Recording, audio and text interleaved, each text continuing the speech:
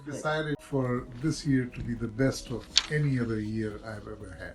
My prediction for 2025 is that the word of the year is going to be microbiome, because our chapter is called Microbiome Revolution. That microbiome technology is the latest health science technology in the world today. You know, India has many scriptures, and one of them is Gita. The Gita is a educational scripture which God is telling his disciples how to live your life. The microbiome is so important to your health and your joyfulness and your happiness that this may be one of the best podcasts that we have talking about the microbiome.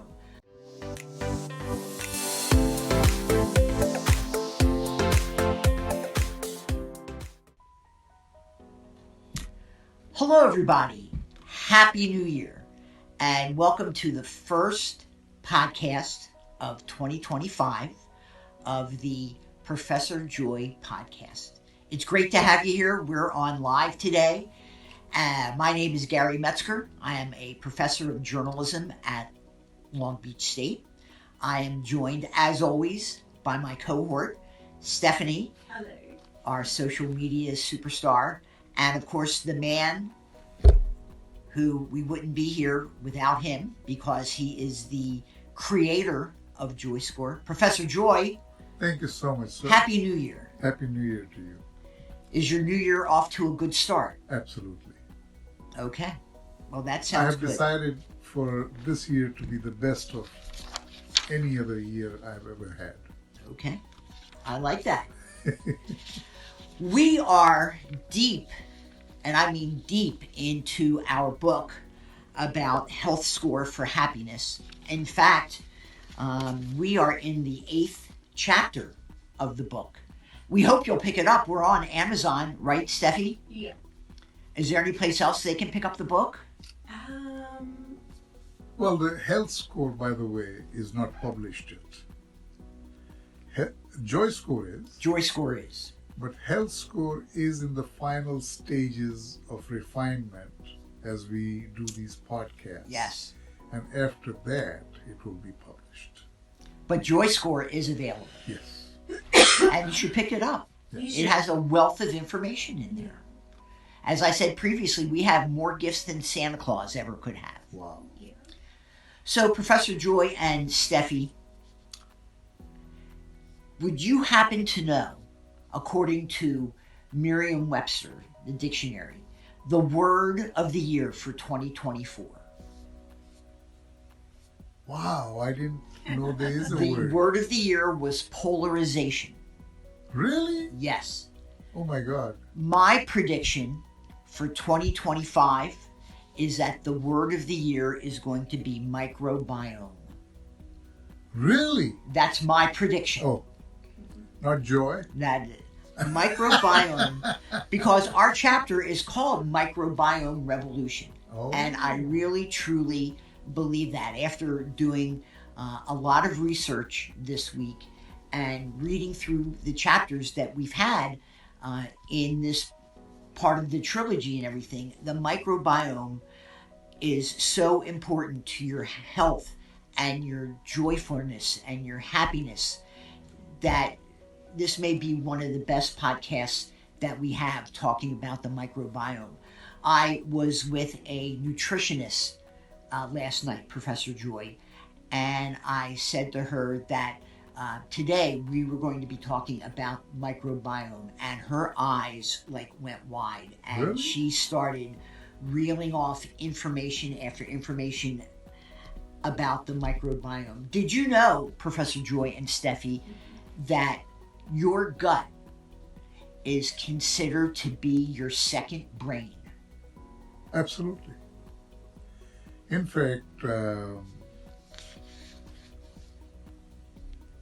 now I started learning about microbiome about 5 years ago because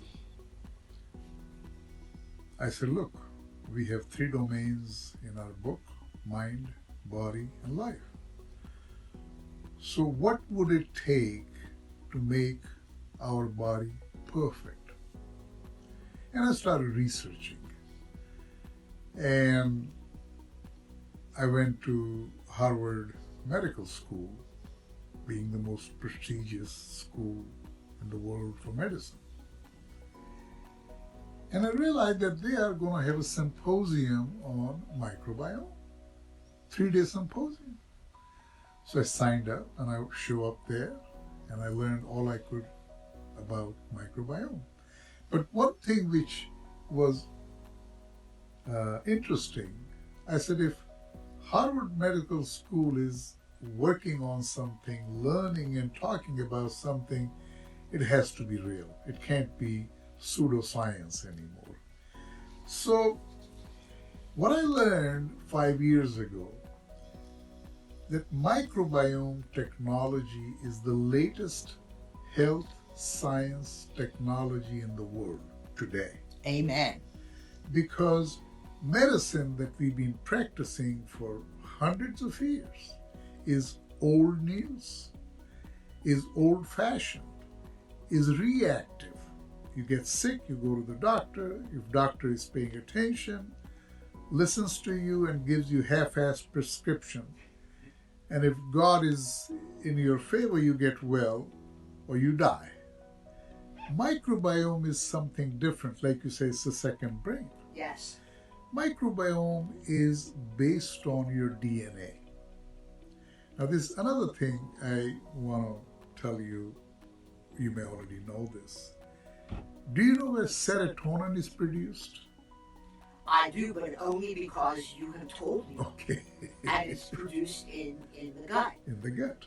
It's So if your microbiome is out of balance, your gut has hard time producing it.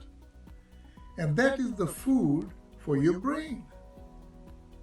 So, you've heard the chicken or the egg story, which one came first and on and on. Now you say microbiome and your gut is the second brain. I would tend to think it's your first brain because it supports your brain. So meaning if your gut is out of whack, your brain is out of whack. right.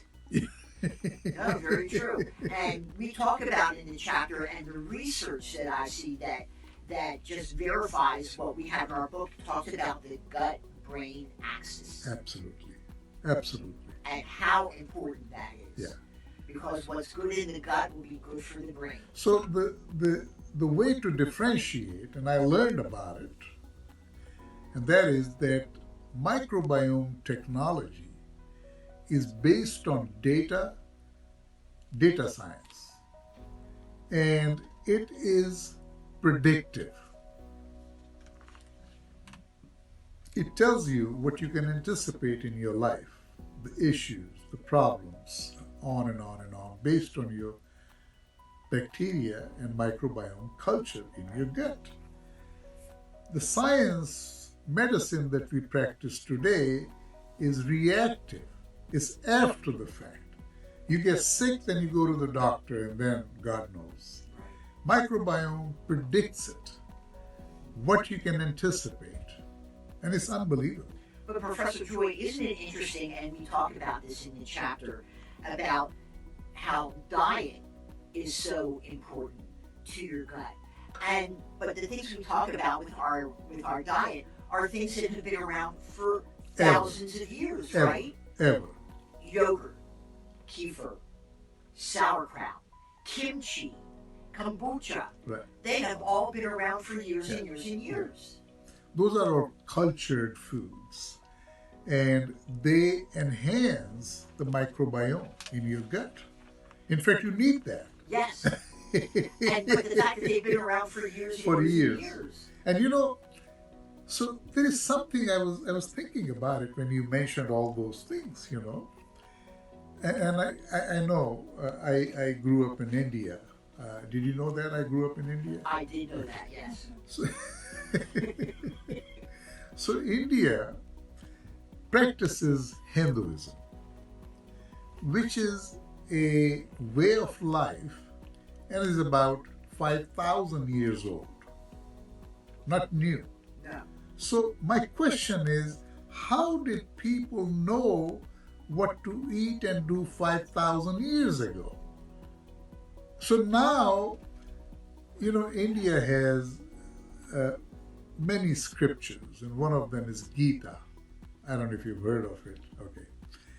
So Gita is a educational scripture which God is telling his disciples how to live your life. And one of the things which I found the most interesting, and I adopted it when I was a teen, late teens, it said, you focus on your deeds, what you're supposed to do. The outcome and the fruit is up to me, which is God. So I said, listen, what a good thing to do. If I can just focus on what I'm supposed to do and let God decide what the fruit is going to be. Because that's the part I don't want to worry about, nor I can do anything about. Now, believe it or not, I look back, and this is like Monday morning quarterbacks, okay? Okay. My life has been about focusing on achievement, the work I'm supposed to do, and not worry about the money and the outcome and the rewards. And the money followed me. I didn't chase money. Money chased me. And I became so wealthy and so well off, not because I was focusing on money, because I didn't care about money. So this is maybe a lesson people can learn from. If you run after money, you're not going to get it. But if you focus on what you're supposed to do, money would chase you. How about that? I love that. What a great idea to start 2025. Oh my God, it's the beautiful idea. It is a beautiful idea. So, to summarize the chapter, Stephanie, Professor Joy, we offer up 10 ideas on ways to support your microbiome. Uh-huh. Eat a diverse range of foods. Incorporate fermented foods, which have been around for thousands of years. Add prebiotic-rich foods. Limit intake of artificial sweeteners, of course. Oh my gosh. Eat more fiber. Reduce stress. Exercise regularly, which we do, thank goodness. Stay hydrated. Avoid overuse of antibiotics because that's very bad depletes, for your gut. depletes the Yes. microbiome. Oh my gosh. And get enough sleep. Get enough sleep, which I admit. By the way, you've talked about all those things already in our podcast. Yes, I have. So this is nothing new. No. No, it's not. But I think it's always worth repeating, Yeah. especially for people who just join us for the first time. Absolutely. And I think it's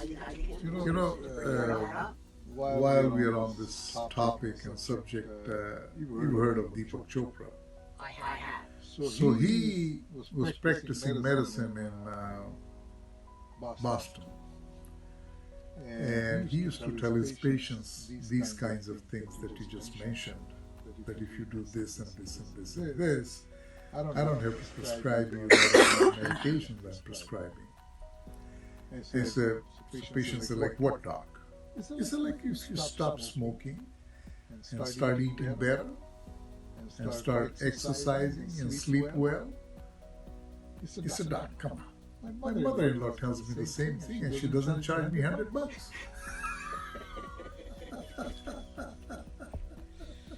But it's all true. It's all true. Can you just give a little more information on the artificial sweetness? Because I think people are not as informed, don't know. They think sugar's bad, so they think the artificial sweetener is a good I think the artificial sweeteners are more bad than like your sugar. They're worse. They're It worse. really is because it's all made with chemicals. Yeah. So I want to talk about it now that you asked the question. Would you allow me to? Please. Like he said, sugar is not very good. I mean, within moderation, you're okay. Okay. But overly, no, not great. Artificial sweeteners are worse because they are all formulated chemicals. Yeah. They kind of, in a way, fooling your taste buds. Yeah. Okay. Now, in my research, it shows that you're better off just reducing your dependency on sugar, which is good. Now, people who, it's like you've heard of smoking, like people smoke and then they vape and then they have nicotine patches, right? So if you're replacing smoking with nicotine patches and this and that, I mean, come on. Yeah. So if you can, just get rid of smoking, okay? Get rid of sugar, dependency on sugar, train your taste buds. By the way, it's kind of a learned behavior. Now, I don't know if that's true, but I think, because I didn't grow up in US, I think in this country we consume the highest level of sugar than any other place in the world. The highest. Everything we eat has sugar in it. I know, I was surprised that the bread here is so sweet. Everything. But anyway, that's what I wanted to say. I'm just going to see. Oh, guess what? According to AI, Professor Joy, and I just called this up, United States is the biggest consumer of sugar on the globe. According to sources, the country's per capita sugar consumption is 126.4 grams daily. 126 grams daily. So, three things, and I did little, because part of my research and doctrine, in a way, three things we use the most in the world, in this country. Did you know what percentage of the population is US of the world? 15. 5. 5. Yeah. So, I don't know the percentage of sugar, but I know percentage of psychotic drugs made in the world. We consume 90% of those. And we are only 5% of the world population. We consume 30% of the oil of the world, only being 5% of the, I should say, energy, not just oil. Energy in general, we consume 30% of the energy of the world, only being 5% of the world population. I don't know what percentage of sugar it is, but it's very high. Yes, it was very, very high. So I'd like to share with you a little bit of research that aligns with this chapter, Professor Joy. The director of bariatric surgery at Loma Linda University says that research has begun to explore the relationship between joy and gut microbiomes, uncovering interesting connections between gut health and emotional states. And the key points from Keith Scharf's research was talked about the gut-brain axis, which we already know, microbial diversity and mood. Studies have indicated the diverse gut microbiome is associated with better mental health outcomes, including lower anxiety and depressive symptoms. Which university is that? He said Loma Linda University. Oh, Loma Linda. Yes. Increased joy and probiotics. Research has shown that probiotics, which can help maintain or restore gut microbiota balance, may improve mood and reduce feelings of stress and anxiety. And several animal studies have shown that changes in the gut microbiome can lead to alterations in behavior, including those associated with anxiety and depression, providing insights into how these mechanisms might work in humans. So this is a study with animals. Additionally, A.V. Thomas, in the journal Frontiers in Psychology, this paper discusses the mechanisms through which the gut microbiota can influence joy and emotional resilience, providing a theoretical framework for understanding the gut-brain reaction. And finally, last but not least, an article from Time Magazine, How to Use Your Body to Make Yourself Happier. The author is Janice Kaplan, who has written a New York Times bestseller called The Gratitude Diaries. Oh my God. Right? Yes. And her new book, What Your Body Knows About Happiness. So if your goal is to be happier in the year ahead, you might focus on your body rather than your mind. Really? Sit up a little straighter. Your body, huh? Yes. Focus on your body rather than your mind, Professor Joy. Wow. Sit up a little straighter. Give a brief smile, even a fake one, because these tweaks will tell your brain that something good is about to happen, and you're more likely to feel positive and upbeat. Now, are you ready for this? Now that you're sitting up straighter and everything. Cognitive scientist John Bard at Yale in 2009 found that people who hold a warm cup of coffee before an interview were more likely to find an individual warm and kind. Wow. You often hold a warm cup of coffee. Yeah. A 2010 study by psychologist Joshua Ackerman showed that people make different decisions when they are seated in a hard chair versus a soft one. Wow. Soft seat, soft heart, you might say. But when asked to negotiate to buy a new car, those in the hard chairs offered dramatically less than the others after one offer was rejected. Hard chairs made people harder negotiators. Oh my God, that's so interesting. Very often our bodies send signals about how we feel, and how our conscious brains are simply responding rather than controlling. This is something that we talked about months ago.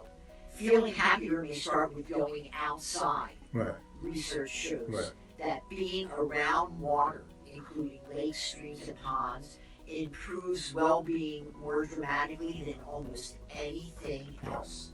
And we talked about this months ago. Yeah.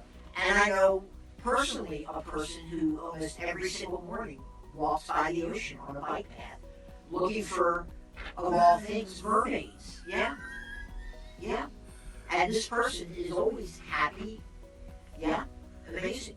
Matthew White, an environmental psychologist, has found that being near water versus being on a city street is about the same difference in happiness as doing household chores versus going out and socializing with friends. Wow. And if you can't get outside, Stephanie, consider bringing nature to you and buying flowers for yourself.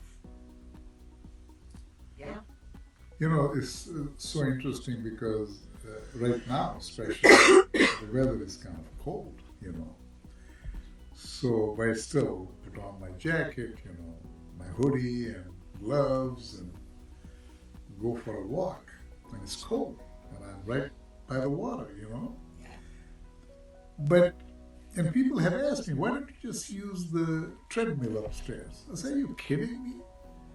That walk outside on the bike path along the ocean breeze and waves is unbelievable. It is. How about this, Professor Joy? Another way to help your body make you happier is drive a new direction to the grocery store. Try a new different fruit. route. Yeah, a different route. Try a new fruit at the farmer's market. These sorts of things will inspire your brain to wake up, which brings its own kind of pleasure. One 2013 study, researchers tracked volunteers' movements over several months and looked at their positive or negative emotional states. And they found that having variety in a daily routine and visiting places they had never been simply made people feel happier. You know, this is a very important topic you talk about today. There's a gentleman, his name is Dr. Clemental in Cedar Sinai. At least 5 years ago, when I was researching this, I realized that he was the world's foremost researcher in microbiome technology. And he talks about similar kind of things that this other doctor you talked about researched about 10 different things you should do. Now, my recollection is that Dr. Clementhal said that being joyful has a positive impact on your microbiome culture. So you were talking about have a smile on your face, and I said, you know, this is so interesting because in 80s I was telling my students you have to be smiling in my class. And the student paper in the university made fun of me. He said, this professor kicks you out if you're not smiling in his class. And that was true. So interesting. It is. There was one more thing.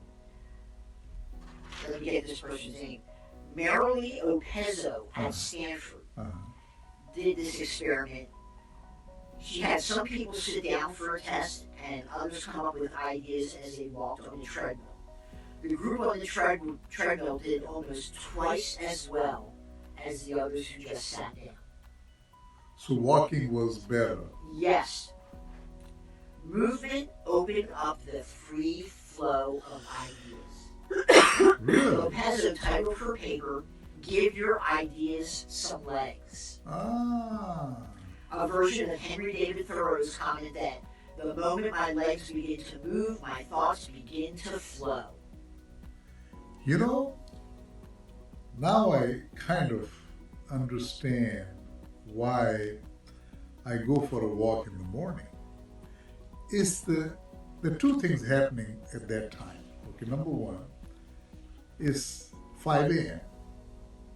and it's serene, it's beautiful, it's quiet, and